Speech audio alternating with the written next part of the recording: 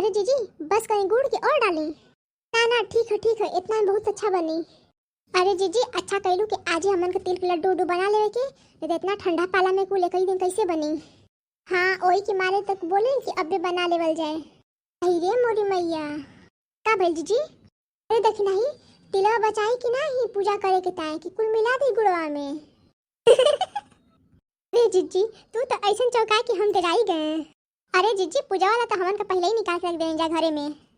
अच्छा ठीक बा। अरे यही लिए तो कुछ सामान पहले ही मंगा के रख लेते बानी जा, नहीं तो पता चलत कि मौका पे सामानियों नहीं मिलत।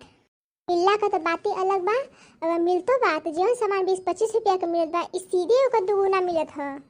यही लिए तो जीजी हमन का कुल तैयारी पहले ही कर ले हैं जा कि टाइम पे कुल हेरे के ना पड़े एनी ओनी। अच्छा तो जीजी तब ठीक बा कि अब जल्दी जल्दी कुल तन के बचल बा तिलवा के लड्डू बना के आइए काम शुरू करत ही जा। जीजी ऐसे सुना सुना ठीक ना लगत है, कुछ सोहर गा के शुरू करे के जल्दी जल्दी बनो जाए और टाइम पे पतो ना चली। बड़की जीजी लड़का जीजी सही कहत है। भादो के चौथ अन्हारे आता दिन दोपहरे अनु हो। भादो के चौथ अन्हारे आता दिन दोपहरे अनु हो। सखी लिहलेगा जानन जनमता भैले शुभ मंगल हो। सखी लिहलेगा जानन जनमता भैले शुभ मंगल हो।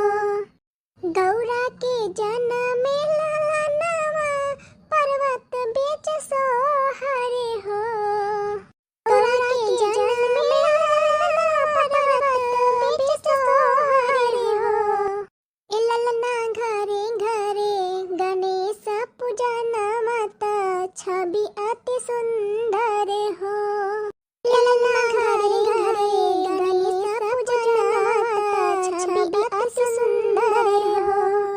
सुख करता दुख हरता विघ्न विनाशक हो। ललना घरे घरे गणेश पूजन मत दिनवा लुभावन हो। ललना घरे घरे गणेश पूजन मत दिनवा लुभावन हो। बाजत ताल मृदंगा शिव के नगरियानु हो। सखिया नाचत झूमत शिवगढ़ कार्तिक भैयानु हो। सखी नाचत झूमत शिवगढ़ कार्तिक भैयानु हो।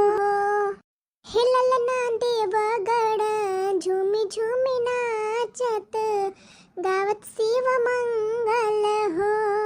ललना देवगढ़ झूमी झूमी नाचत गावत शिव मंगल हो।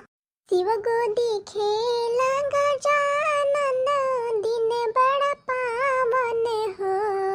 शिव गोदी खेला गजानन दिन बड़ा पावन हो।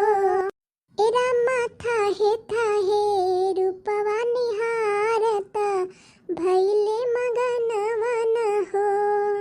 एरा माथा हे रूपवा निहारत भैले मगन वन हो। मोदक गजानन का भोजन मूसक वाहन हो। मोदक गजानन का भोजन मूसक वाहन हो। सखिया भैले गौरा के ललनवा दिनवा सुहावन हो। सखिया भैले गौरा के ललनवा दिनवा सुहावन हो। आप लोगों को माघ चौथ, संकटी चौथ, तिल चौथ की हार्दिक शुभकामनाएं।